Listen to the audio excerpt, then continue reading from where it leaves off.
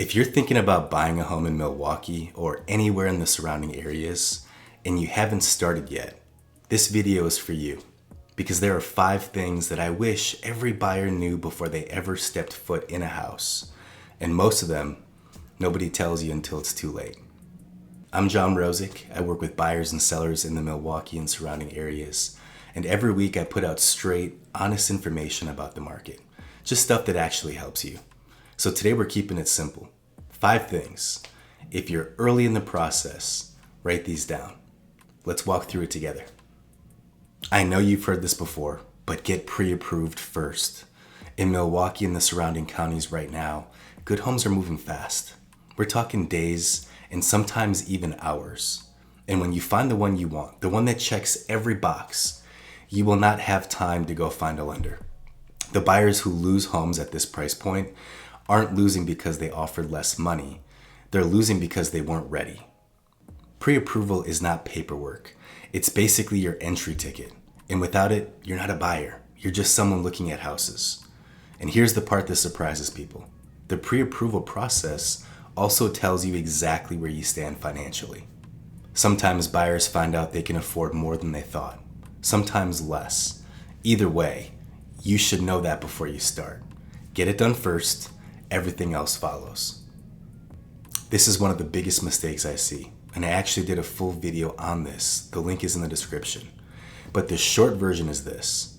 Whatever number your lender approves you for, that is not necessarily what you should spend.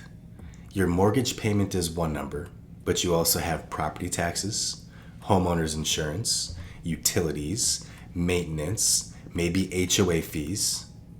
And in the Milwaukee area, property taxes vary significantly by municipality.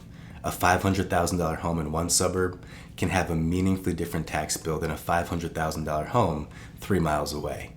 So before you fall in love with the number, understand the full monthly picture, not just the mortgage. The buyers who skip this step are the ones who end up house poor. Great home, stressed every month. That's not the goal. Milwaukee and Waukesha County have a lot of options. You've got Wauwatosa, Brookfield, Menominee Falls, Pewaukee, New Berlin, Muskego. Each one has a completely different feel, different tax rate, different school district, and a different commute. I've seen buyers fall in love with the house and completely overlook the neighborhood, and 6 months later, they wish they'd thought harder about where they were actually living. Here's what I tell every buyer. Buy the neighborhood first, then find the best house in it. Because you can update a kitchen, you can't just pick up and move a house. And if you want to see exactly what different budgets get you across these suburbs, I've got a full video on that coming very soon. It's going to be one of the most useful things I've put out this year. This one is hard to hear, but it's important. Buying a home is emotional. That's completely normal. You're making one of the biggest financial decisions of your life. Of course you're going to feel it. But the buyers who struggle are the ones who let emotion drive every decision. They overpay because they fell in love. They skip the inspection because they don't want to risk losing the house. They waive contingencies that they probably shouldn't have. We've done full videos on inspections and appraisal gaps, both linked in the description, because these are the moments where emotion gets really expensive. The best buyers I work with feel everything and decide with their head. You can love the house and still negotiate. You can want it badly and still walk away if the numbers don't work. Emotion is fine, but letting it make your decisions for you, that's where it gets costly. Last one, and I'll be transparent. I'm obviously biased here, but hear me out.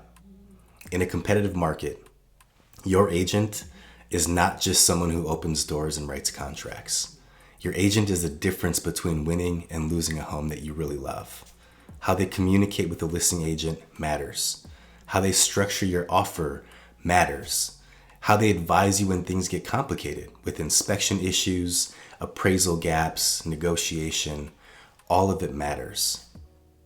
I've seen buyers lose homes not because of price, but because of how the offer was presented. And I've seen buyers win homes at lower prices because the agent knew how to position them the right way. Interview your agent. Ask them how many buyers they've worked with in this market. Ask them what their strategy is when things get competitive. Ask them how they communicate. The right agent costs you nothing extra, but the wrong one could cost you everything.